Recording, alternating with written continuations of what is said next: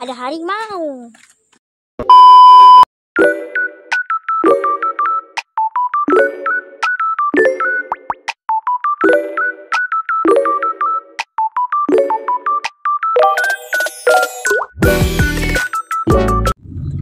Perjalanan pergi ke sungai. Sampai oh, yay! Sekarang kita dah sampai ke tempat ni. So bilik Haras dekat C4. So kita nak pergi Aeon. Jom kita pergi Aeon. Jom.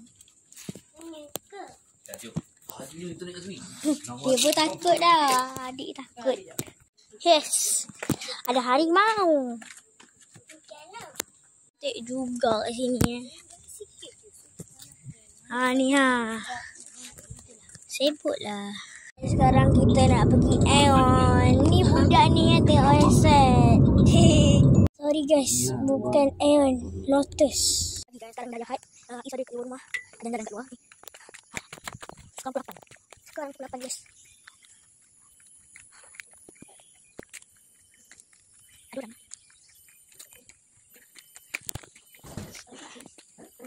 Apa ni? Sakit sana. Au. Ha? Tengok.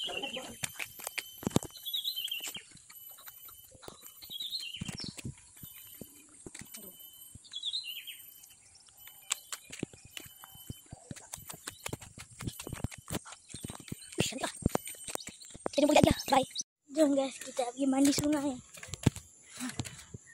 Mandi sungai masuk kereta, jom.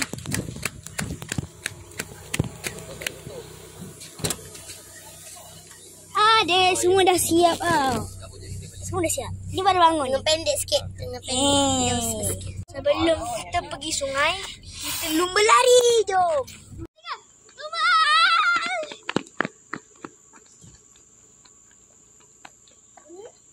Awak menang. Nombor satu. Satu. Bruh. Sampai.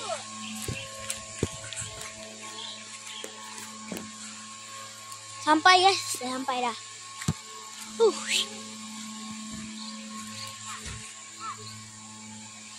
Dah je lah, nak mandi dulu.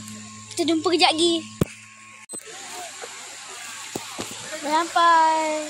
Kita nak mandi dulu. Bye, jumpa kejap lagi.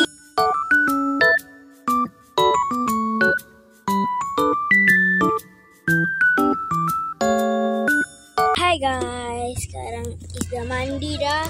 Baru balik sungai. So kita nak pergi kenduri pula. Jumpa kejap lagi. Hello guys, dah habis kenduri dah makan kenyang semua dah kenyang. Kenyang. Kita buat kita dulu yang aku tengok masa ni.